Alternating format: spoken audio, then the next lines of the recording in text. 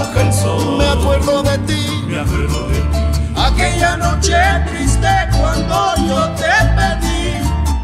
Cuando baja el sol, me acuerdo de ti, aquella noche triste cuando yo te pedí.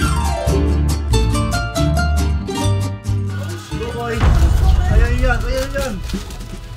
Last man. Bakbakan sila. Last man standing, oh. Kaya para mga matatabang nag-aaway.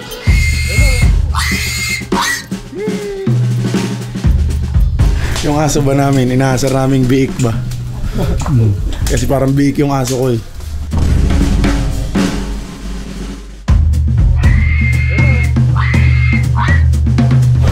Puro chicken breast na lang siguro ako. Sir, kunyari di ba tumawag? Sir, order po ako ng 9 kilos. Sinaksak na. Sir, pwede cancel. Okay lang sir, dali na lang po namin sa ospital yung biik.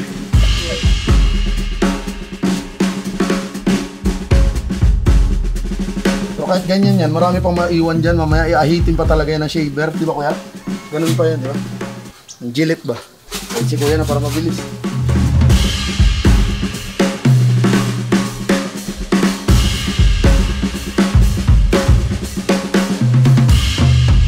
Pag lechon de Cebu, dahil ang lechon ng Cebu ay isa sa pinakamasarap or pinakamasarap talaga na lechon talaga para sa akin. Ngayon, kanya-kanyang taste preference naman yan.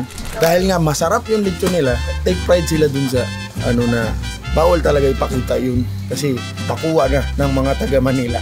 Tama. Kaya gagawa tayo ngayon ng sarili nating feeling natin maayos na lechon pa rin. Kasi feeling ko naman may asin, may tanglad, paminta, bawang, sibuyas. Baka malay mo, yung recipe mo sa lechon, magiging the best lechon sa Cebu. Malay natin. Dudots lechon, no? Tapos magpapatayo ka ng business dito, dude. Dudots lechon de Cebu in Manila. Ya no confío en amistades, falsos son los que me sobran pa' que sepan y eso pues. Anong tawag dyan? Flamethrower. Luego empiezan a acercarse, pero les tiro el veneno y se van porque la cari. Tanginan, sarap talaga na yung Sprite, guys. Y si tienen una duda, pues se las puedo aclarar. Hindi na basta-basta rin yan makalabas kasi yung skin ng pig rubbery. So pag nag-meet sila na ganyan, para na siyang may airtight ba? Wow. The artist. Ayan, ang toyo ay for the color. For the color lang. Yan, kaya sobrang mukhang pa-reddish na siya, di ba? Nakatan. Parang tanning spray. Pero walang kalalaman sa lasa yan. Wala Papakulay na, na talaga. kulay na lang talaga. At saka dahil sa maalat yung toyo, may sodium content din siya, nadodraw out niya yung moisture ng baboy palabas. Kaya nagiging crispy yung balat. Mas malaki pa dyan, boss, di ba? Marami. Oh, grabe crispy na yung ano mo. Color na. Pero pwede din nung walang toyo. Okay. Hindi mo ma-achieve yung ano niya. Yung color. Tsaka mabilis siyang ma-stress. Na. Tara tayo na magbubuhat. Tara na. Buhat. Asan tayo magluto kuya? Dito rin. Ano pangalan na ito? Walang pangalan to, ano? Si Jeffrey. Jeffrey. Manir Jeff.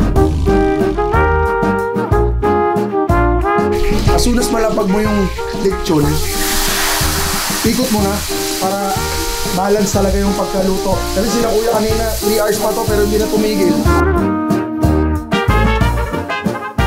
May mga ibang lechon na may motor pero okay pa rin naman to. Marami pa rin may yung tao talaga na nag-ikot. Nakaranas ka na makasunog ng lechon? Unang luto ko ba? Oo. Anong ginawa? Sinauli. Sinauli? Totoo? Hindi yun eh. Talo ko nagalit yun. Gagawin, di ba may luto? Lechon natin, mabilis. Ganun lang kabagal, oh. Napahinggan mo, tumutunog yung balat, pumuputok na kasi. May paraan kung paano mapigilan yung pagputok ng balat. Tusukin yung bula, gaganunin mo. Para hindi pumutok yung balat. Para maganda, no? Yung sa'yo ba, hindi mo naputok? Hindi ko naputok eh. Kuya, hindi pinutok eh. Sabi niya, puputokin niya eh. Tapos na? Ginawa ko na. Ay, sorry. Magkano yung per day? Per lechon? Magkano? Pag maliit, 150. Pag malaki, 200. Uy, Nakakailang baboy Pwede ka dalawa. per day? Isang dalawa. Pinakamarami mo sa isang araw? 8. 8? 8? Ano ba? Pasko at Papasko, di ba? Madaling araw pa lang, nandito na kayo, nag-ikot-ikot na, no? So, naka-8 siya. Pag sabihin mo, Paminta sibuyas, bawang bitchin, isang boteng Pausan. Ako, may ano pala ako dito, 150. Ako, sinahapan pa kita kanina. Oh, tama-tama, 25 sa'yo. Parang pag naghubad ako, tapos nagluto ko ng tuloy-tuloy, parang pati ako lulutong.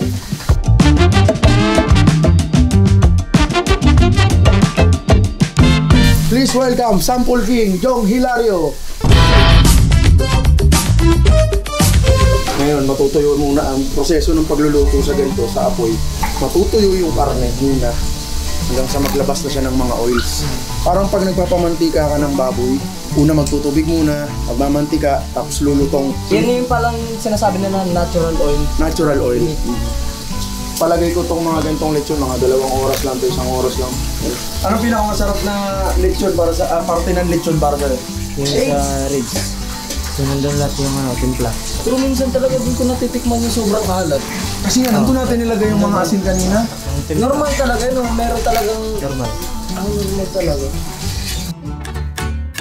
Joyas de oro cargo también un camaro y ropa de marca que también portamos. Empecé de cero batallando y...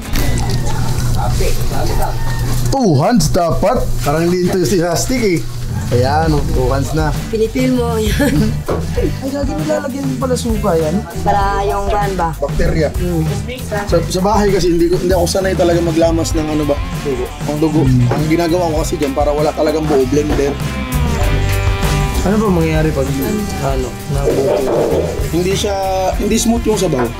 Nagiging para siyang Betamax. Nagiging ganun. Pero sobra sa fat ka Ito, ang dugo, hindi ko alam kung sobra sa fat. Feeling ko iron. Ay. Search nga natin. Pig's blood. Ay, gagong lakas sa protein par. Kago ka? Totoo ba yan? Oo yan, big blood.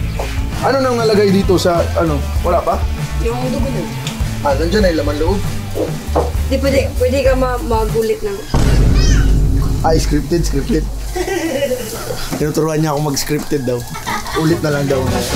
Puras al pendiente siempre ha de cuidarme si quieren saber que... Ninaasinan ko lang yung mga gagamitin nating karne kasi mamaya, ang gusto kong ma-achieve ay yung medyo parang paganto yung texture niya, saka natin siya bubuhusan ng dugo. Sa bawang, dito siguro sa luya, balatan ko lang ganyan. O, wag na siguro. Ano na lang, dikdikin ko na lang. Safe lang din ba yan? Pag hindi nababalalan doon? Kasi ayoko nang nakakain ng luya eh. Tapos yung sili din ay hindi ko nahiwain. Ganyan na lang yun. Ito rin, hindi ko nababalatan. Bawang din na rin. Pwede ba yan? Tamad ka lang. Dati nga wala namang pambalat yung mga ninuno natin. Okay, pwede na tayo magluto. Su nombre no les diré, tiene pinta de malandro y más info no les daré. La perreaba en su niñez para lograr lo que ahora es, con botellita. Dahil baga-baga lang tayo, hindi natin ma-adjust kung high fire ba o low fire. Dagdagan mo ng gatong para mas lumakas yung apoy.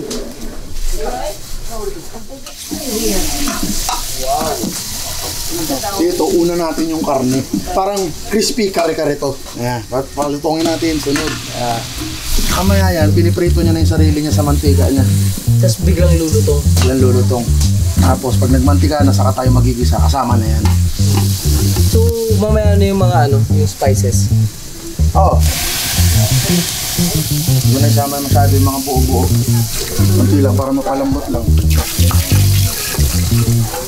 Ayan, this time, kaya lang din natin siya nang wala ng takip para matuyo lang din ulit. Para lang manuot pa yung, tapos mapalambot pa yung mga aromatics, halos matunaw na sa loob.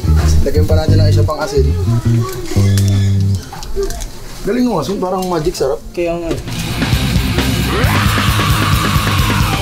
Pwede patikin muna sir bago alis. Uy, di mo lechon yan. Ay, iba pala. Sa loob nito may process na steaming, kumbaga residual heat, mainit na mainit pa yung loob niyan, tuloy-tuloy pang naluluto sa loob yan.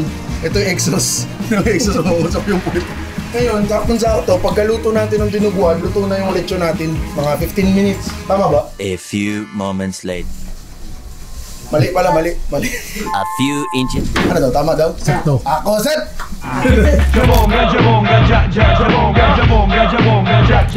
Isang dinuguan na top for the boys na yan kasi hindi to yan buong luto ko eh. Nanood lang dito yung mga yan buong luto eh. Kaya baka hindi kumakain ng manga ha? Okay. Okay, so ikaw. I'm so proud of you. Because I look so young. Sarap. Okay. Ah, scripted. Logi. Ready to ready.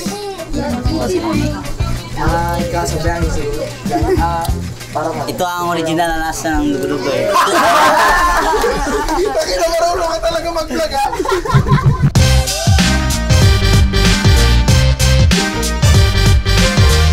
Ati kapatid tayo para. Ulo para take out sa pamilya ko. Ma'am, gusto mo try? Ako nagluto talaga yan, ma'am. Sige ba? From Cebu ka talaga, ma'am?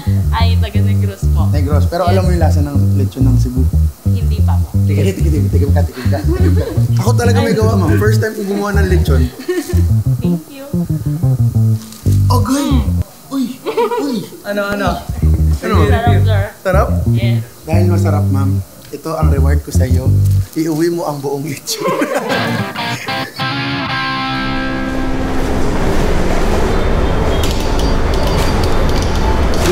Ay, sorry. Bakit po kayo ganyan mag-door?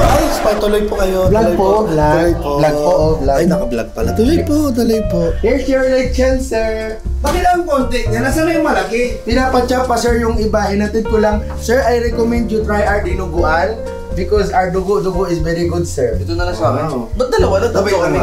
Before you finish that, you die already. Really? Yes. Pwede daw. You partner with dugo, so the saltiness and the suka of dugo. And the No. It's sour. Dugo is sour. I hope you enjoy. You order your rice now. Asa na yung ulo? Yung ulo mo, kinuha dun sa lechonan kay XD lang man daw. Bakit mo in-XD yung ulo? Yun ang favorite ko. Gamitin daw nila sa pangsabaw ng Paris. Paris? Baka yun! Paris sinusubsob. Bye-bye guys. Let's go home now. And thank you so much for watching Dudut's Kitchen. Ay, tapos na yun! Tapos na po yung Dudut's Chicken. Yes. You know, the only difference I notice, for me this is what I noticed with lechon of Manila and Cebu. Alright. The only difference is, that's why we consider lechon of Cebu the best lechon, is it has a certain level of saltiness that lechon from Manila cannot afford. Which, cannot afford. Yes. Okay guys, it's time to go. I will bring more here, but off cam because weight limits.